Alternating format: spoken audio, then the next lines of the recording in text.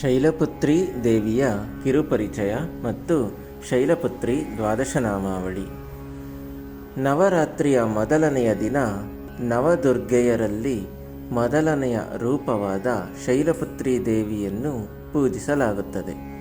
ಶೈಲ ಎಂದರೆ ಪರ್ವತ, ಪುತ್ರಿ ಎಂದರೆ ಮಗಳು. ಈಕೆ ಪರ್ವತರಾಜನಾದ ಹಿಮವಂತ ಅಥವಾ ಹಿಮಾಲಯನ ಮಗಳಾಗಿದ್ದಾಳೆ. ಆದ್ದರಿಂದಲೇ ಈಕೆಗೆ ಶೈಲಪುತ್ರಿ ಎಂಬ ಹೆಸರು ಬಂದಿದೆ. ಹಿಂದೆ ದಕ್ಷನು ಯಾಗವನ್ನು ಕೈಗೊಂಡಿದ್ದಾಗ ಅಲ್ಲಿಗೆ ದಕ್ಷನ ಮಗಳು ಮತ್ತು ಪರಮೇಶ್ವರನ ಪತ್ನಿಯಾದ ಪಾರ್ವತೀ ದೇವಿಯು ತನ್ನ ಪತಿಯೊಂದಿಗೆ ಆಗಮಿಸುತ್ತಾಳೆ. ಆಗ ದಕ್ಷನು ಪರಮೇಶ್ವರನನ್ನು ತನ್ನ ಅಳಿಯನೆಂದೂ ಸಹ ನೋಡದೆ ಅವಮಾನಗೊಳಿಸುತ್ತಾನೆ. ಇದನ್ನು ಕಂಡು ಸಹಿಸಿಕೊಳ್ಳದ ಪಾರ್ವತೀ ದೇವಿಯು ತನ್ನ ತಂದೆಯಾದ ದಕ್ಷ ಮಾಡುತ್ತಿದ್ದ ಯಜ್ಞಕುಂಡಕ್ಕೆ ಹಾರಿ ಪ್ರಾಣವನ್ನು ಅರ್ಪಿಸುತ್ತಾಳೆ ಹಾಗೂ ಈ ಮೂಲಕ ಯಜ್ಞವನ್ನು ಭಗ್ನಗೊಳಿಸುತ್ತಾಳೆ. ನಂತರ ಮರುಜನ್ಮವಾಗಿ ಹಿಮವಂತನ ಮಗಳಾಗಿ ಜನಿಸುತ್ತಾಳೆ. ತಾಯಿಯಾದ ಶೈಲಪುತ್ರಿಯ ವಾಹನ ವೃಷಭ ಅಥವಾ ಗೂಳಿಯಾಗಿದೆ.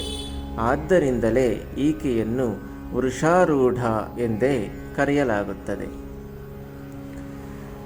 ಶೈಲಪುತ್ರಿ ದೇವಿಯು ಚಂದ್ರನ ಅಧಿದೇವತೆಯಾಗಿದ್ದು, ಚಂದ್ರನಿಂದ ಜಾತಕದಲ್ಲಿ ಉಂಟಾಗುವ ಸಮಸ್ಯೆಗಳನ್ನು ಪರಿಹರಿಸಿಕೊಳ್ಳಲು ಶೈಲಪುತ್ರಿ ದೇವಿಯ ಆರಾಧನೆ ಬಹಳ ಪ್ರಾಮುಖ್ಯತೆ ಪಡೆದುಕೊಂಡಿದೆ.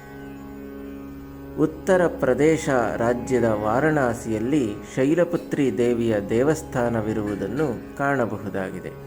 ತಾಯಿಯ ಭಕ್ತಿಪೂರ್ವಕ ಆರಾಧನೆಯಿಂದ ಮನಸ್ಸಿಗೆ ಶಾಂತಿ, ನೆಮ್ಮದಿ, ಸಮೃದ್ಧತೆ, ಧೈರ್ಯ, ಮಾನಸಿಕ ಚಂಚಲತೆಯಿಂದ ಮುಕ್ತಿ ದೊರೆಯುತ್ತದೆ.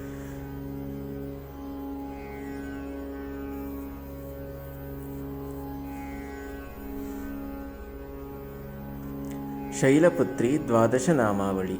ಓಂ ಪ್ರಭಾಯೈ ನಮಃ, ಓಂ ವಿಜಯಾಯೈ ನಮಃ, ಓಂ ಜಯಾಯೈ ನಮಃ, ಓಂ ಶುದ್ಧಾಯೈ ನಮಃ,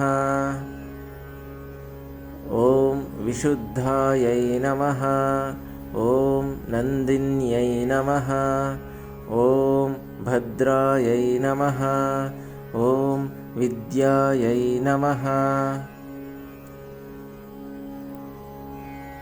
ಓಂ ಸರ್ವಸಿದ್ಧಿದಾಯೈ ನಮಃ, ಓಂ ವಜ್ರನಖಾಯೈ ನಮಃ, ಓಂ ದಿವ್ಯವಾಹನಾಯೈ ನಮಃ, ಓಂ ಮಹಾಸಿಂಹಾಸನಾಯೈ ನಮಃ ಇತಿ ಶ್ರೀ ಶೈಲಪುತ್ರಿ ದ್ವಾದಶನಾಮಾವಳಿ ಸಂಪೂರ್ಣಂ.